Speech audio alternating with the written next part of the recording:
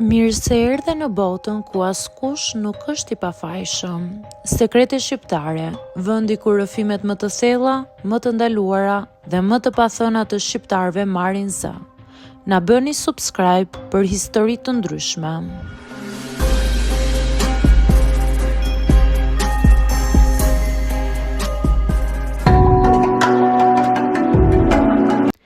Kur pranova punën si pastruese në një vilë luksoze në periferitë e Tiranës, mu duk sikur më kishte buzëqeshur fati.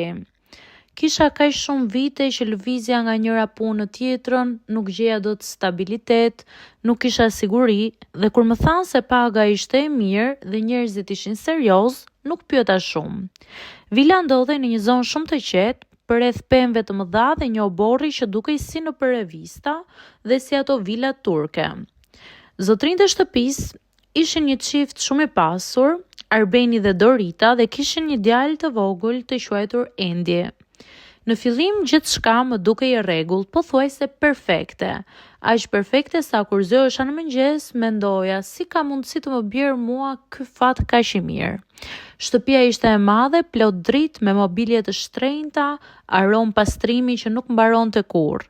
Por që në ditën e parë, teksa më tregonin ambientet, vura re një derë që më la një ndjesi të çuditshme.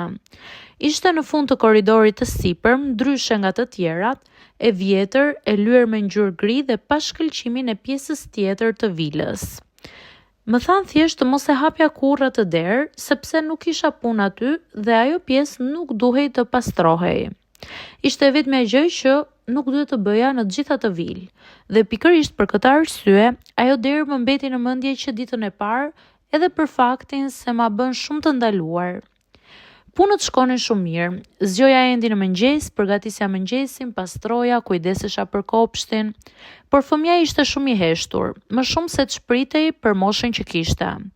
Kishte një mënyrë shumë të çuditshme për të parë, fiksohej në një vend, nuk i hiqte më syt, sikur të dinte diçka që të tjerët nuk e dinin. Kishte net që zjohej i friksuar dhe nuk donte të flinte vetëm, dhe ndonjëherë e dëgjoja të murmuriste për veten sikur fliste me dikë që nuk ishte fare aty. Mendoja se ishte imagjinat fëmijësh, derisa gjërat nisën të ndryshonin themelësisht. Një pasdite, ndërsa po fshija korridorin e sipër, ndjeva një erë të rëndë si përzierje lagështie me parfum të vjetër. Ishte e pamundur të vinte nga ndonjë vend tjetër. U afrova pranë derës gri dhe ndjeva një rrjedhje të lehtë ajri që vinte prej andej, megjithse dera dukej e mbyllur shumë mirë. Mu bë mish i kokër, mu duk sikur diçka qëndronte prapas saj, thjesht në heshtje. E lash me një herë dhe zbrita poshtë, por gjithë mbrëmjen më qëndroi në kokë ajo erë dhe ndjesia e ftohtë që më përshkroi shtyllën kurrizore. Ditët që pasuan u bën gjithnjë më të çuditshme. Fillova të dëgjoja hapa të lehtë në katin e sipër, megjithse të gjithë ishin në gjumë. Disa herë ndjeja sikur dikush kalonte pas meje, por kur kthehesha nuk kishte asgjë. Edhe Endi filloi të bëj më i shqetësuar. Ndonjëherë ndërsa vizatonte e shija që bënte portrete të një vajze me flokë të gjatë dhe të zeza, gjithmonë pranë një pianoje.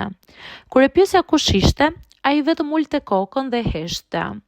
Një natë Arbeni kishte dalë për punë, ndërsa Dorita kishte shkuar me djalin te motra e saj. Shtëpia ishte bosh dhe një qetësi e rëndë mbulonte çdo cep. Por rria në kuzhinë kur dëgjova një zhurmë të lehtë si kërcitje bravash nga sipër. Në fillim mendova se e kisha imagjinuar, por pastaj u përsërit sërish. U ngjita ngadalë shkallëve me një ndjesi të fortë që më shtrëngonte gjoksin. Në fund të korridorit pash se dera gri nuk ishte më plotësisht e mbyllur. Ishte hapur pak, aq sa për të lënë një vit të hollë drite që dilte prej saj. Kur u afrova, dëgjova një tingull të lehtë pianoje, aq të qartë sa më ndaloi fryma. Ishte një melodi e trisht, e njohur, por e luajtur me aq dhimbje sa më dukej sikur zemra e dikujt po qante përmes notave. Mbeta e ngrirë për disa sekonda, pastaj me frikë e shtyva dhe e mbylla derën. Pash që dhoma ishte e herët, e mbuluar nga pluri, sikur askush të mos kishte hyrë prej vitesh. Në mes ndodhej një piano e zezë e vjetër dhe mbi të një fotografi. Një vajzë e re me flokë të gjatë që ngjante shumë Doritës. Nën foto kishte një emër, Erisa. Në mur e kishte perdet e errta, libra të hapur dhe mbidysheme gjurmë hiri sikur dikush kishte djegur qerinj. U afrova ngadalë, u dridha, isha shumë në ankth, mu duk sikur në ajër kishte ende aromën e një trëndafili të vyshkur. Në atë çast ndjeva një frym pas shpine. Nuk ishte asnjë zë, asnjë hap, por e dija se nuk isha vetëm. Ajri u bë i ftohtë dhe pianoja lëshoi një notë të vetme, sikur dikush kishte prekur një tast me kujdes. Nuk mbaj mend sa gjatë qëndrova aty, ndoshta disa sekonda, ndoshta edhe më shumë. Pastaj u tërhoqa me ngut, mbylla derën dhe vrapova poshtë, pa e kthyer më kokën mbrapa. Pas asaj nate, shtëpia nuk ishte më e njëjtë. Dritat fikeshin vetë, qërinjt ndizeshin dhe shpesh dëgjoj një melodi e lehtë, e njëjta si çdo herë.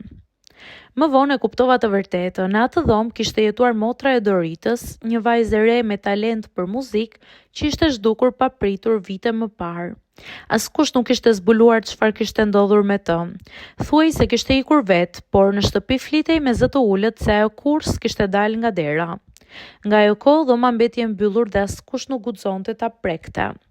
Nuk qëndrova më gjatë aty. Ditën që u largova, ndërsa po dilja nga porta, një erë e ftohtë më goditi fytyrën dhe dëgjova një tingull të lehtë që vinte nga sipër. Ishte njëta melodi që kisha dëgjuar atë natë. E ngrita kokën dhe pash dritare ngritë të hapur me perden që lëkuntej ngadalë sikur dikush më përshëndeste. Që nga ajo ditë nuk kam hyrë më në atë vilë, por ndonjëherë kur bie shi dhe era fryn fort, më duket sikur dëgjoj sërish atë piano. Dhe gjithmonë më kujtohet ajo derë gri. Pavarësisht gjithçkaje nuk jam bërë pishman që e lash punën, edhe pse pagesa ishte shumë e mirë, njerëzit ku punoja ishin të shkëlqyeshëm, nuk mund të rria në një ambient me dyshime dhe pikpyetje të shumta, sikur një energji më merrte frymën.